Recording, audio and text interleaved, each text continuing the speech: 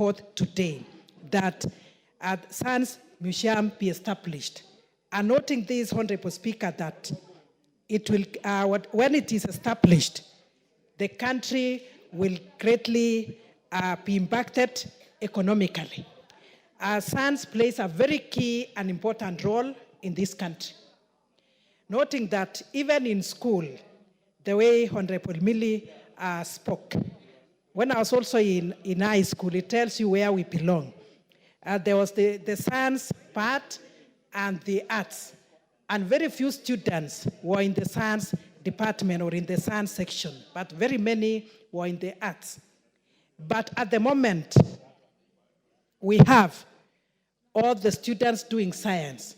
But after that, what happens? Where do we take them?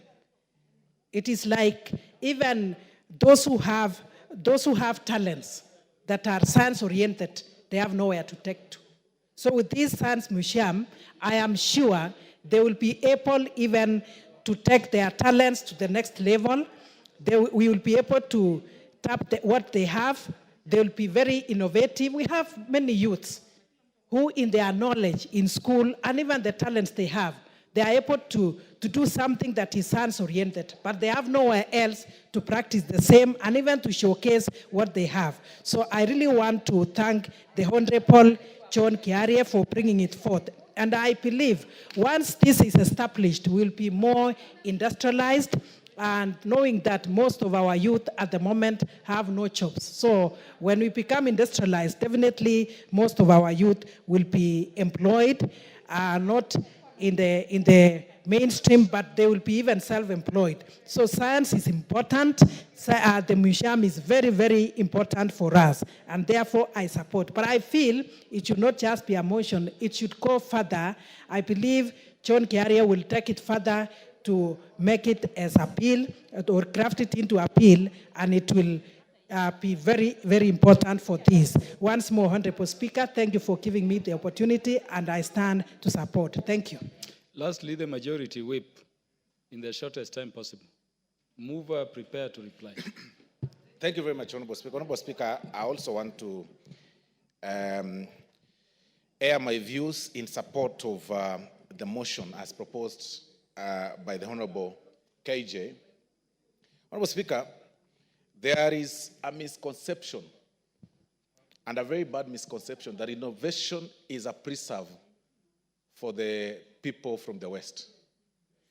And that any good innovation, sometimes by our own sons and daughters in this country, is sometimes doubted. That you would even ask, if it's a phone, for instance, who made this phone? If you hear that it was assembled from some place, maybe in Kitengela or Kisii, then you'll have a second thought, even of purchasing it. This is a wrong misconception, Honorable Speaker. This is a misconception, Honorable Speaker. It's a wrong perception. It's a wrong narrative. It is displaying that we actually wait to consume what others innovate, Honorable Speaker. But, Honorable Speaker, this motion, if Honorable KJ can escalate it even further, so that we can appreciate our own innovation, Honorable Speaker. It is actually in this country that M-Pesa, for example, was actually innovated. We do not have such repository kept in some place for other learners or the generations to come to know how even Safaricom was innovated. People always think that, those people who are supposed to think are different and not them. And that is why we are creating, or rather growing, a very lazy generation, Honorable Speaker. Looking at the generation that we have, Honorable Speaker, if these things are not so made obvious by creating such platforms like the Science Museum, people will always think that such kind of creativity is only meant for some place or some people or some very prestigious universities or some places where they only imagine or see in movies, Honorable Speaker. So this is a clear indication, Honorable Speaker, that the leadership of this country, of course, even by looking at the contributions by the honorable members, Honorable Speaker, if we are able to push through this, even as we push through the ITs, pushing through having ICTs in every ward, in every village, Honorable Speaker, these science museums will go a long way in opening the mindset of our young people, Honorable Speaker. Because they say, if you do not travel so much and you live in the village, you'll actually think that the githeri that is made by your mother is the sweetest in the world. You do not know that there are people who actually know how to make that githeri more. In fact, I even dare say, Honorable Speaker, that you will be sick of a disease I call villagitis. Because you are born in the village, you marry around your village, you get sick, you go to your village, you die, you are buried in your village. Every person that attends your burial is from your village. These science museums will bring the world closer to you. You will know that things are made. Honorable Speaker, I'll give a very small story. When I first went to my constituency, Honorable Speaker, to seek for votes, and I've met some young people, because I was driving some car with the air suspension that would go low when it's not moving and then go high when it's moving. And I saw some young 3-4 men, young men in their 30s, mid-30s, standing somewhere and saying, this guy is black. You can't even see him inside. This is a snake. This guy does not know. This is a snake. Where does he even get his money from? This is an Illuminati guy. Because of villagitis. A person thinking that, these things are a preserve of some people and not in that village. And that is why this motion, Honorable Speaker, Honorable KJ needs to be challenged to escalate it even further so that we are able to support the next generations. For that reason, Honorable Speaker, I beg to support, but with one right, Honorable Speaker, I was surprised by the comments that were made by the Honorable Millie Odhiambo about the U.S. elections, Honorable Speaker. I have known Honorable Millie as a well-experienced politician, but I didn't know that with her years of experience, she couldn't predict and know clearly that her candidate would lose, because it was in black and white. It was outright. I mean, I want to inform her. Let me inform her, Honorable. Thank you, Mr. Speaker. Is Honorable Osoro, in order to impute improper motive on me by inferring that I only follow candidates who are likely to win, when in fact I am a woman of principle and I follow people based on my conviction and on my principle. And I follow Kamala Harris, one, because her name sounds Luya, but secondly, because she's a woman.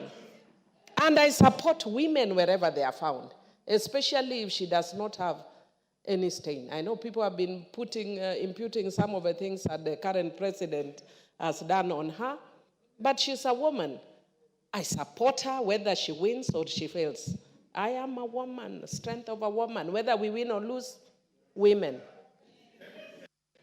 I thought Honorable Millie, Honorable Osoro was saying he didn't quite understand the policies of of Kamala, Vice President Kamala Harris, whom you are supporting. Not that she's a woman. Anyway, Honorable Osoro, proceed. Let me conclude, Honorable Speaker, and say that the Honorable Kamala and many other women should, we keep encouraging them not to use only the gender card in selling their policies. There are so many things you can tell the public other than saying, I'm a woman, now elect me. And that is why with that policies, Honorable Speaker. But there is one thing to celebrate, and I think this is to Honorable Millie, that the House representative or the Minnesota State, Honorable Speaker, a Kisi woman that I met and had dinner with on 23rd of May 2024, has actually won the seat. At least for that one we can celebrate because we are linked to that. But I also want to take this opportunity, Honorable Speaker, in advance to appreciate the people of America for electing a strong man in the name of Donald Trump. The world is moving in the right direction. Thank you very much, Honorable Speaker. Mover to reply.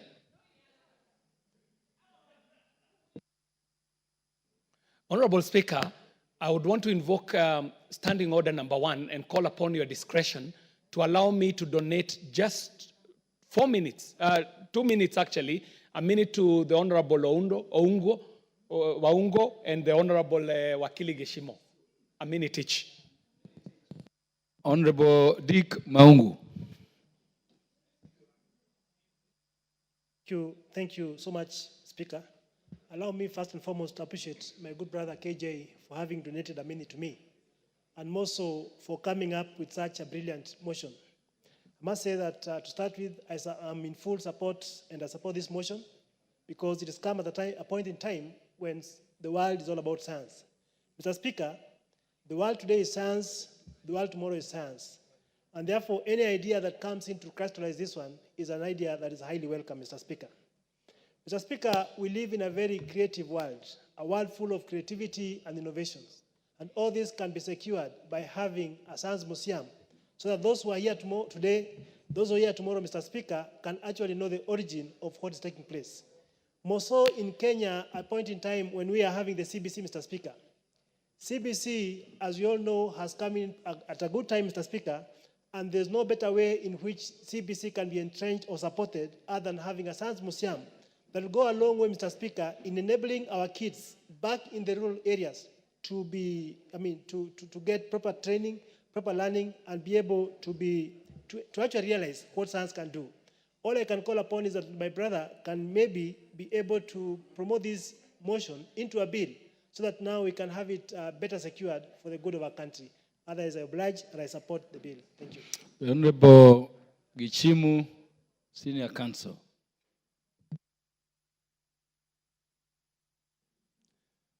Thank you, Honorable Speaker, and thanks for the prayers that one day I'll be a senior counsel. And Honorable Speaker, I support this bill, this motion, which is very progressive. And as many of the members and my colleagues have said, this is a motion that is worth supporting to become a bill and eventually a law that will guide on matters science and innovation, so that it can be a science and innovation bill, and we are ready to support Honorable KJ or any other member who comes up with such a bill. Honorable Speaker, at this time that we have CBC, there's an avenue that will be utilized by students that is called STEM, science, technology, engineering, and mathematics. And I believe this science museum will be of great benefit to these students. And going forward, actually, when I was growing up, we used to have what we call science congresses. We used to have competition in science, and there used to be very good innovations then. Where are they? These are the innovations that could be domiciled in such a museum for the future generations to know that others can also learn from innovations that have been done by others. So in a nutshell, I really support. I know I don't have much to say about it, but because a lot of members have supported it, I totally agree with them, and I support, Honorable Speaker, and thank you for that opportunity. Honorable KJ, can you reply in the shortest time possible?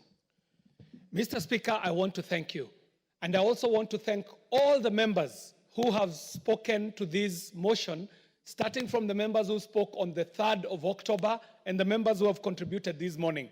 Mr. Speaker, all the contributions have spoken to the fact that Kenya needs a repository for our scientific technology and our knowledge. They have spoken to the fact that Kenya needs a center for scientific education and development, and including research, Mr. Speaker. All the speakers have spoken to the fact that we need to develop a mecca for educational field visits, especially at the time that when we have CBC education.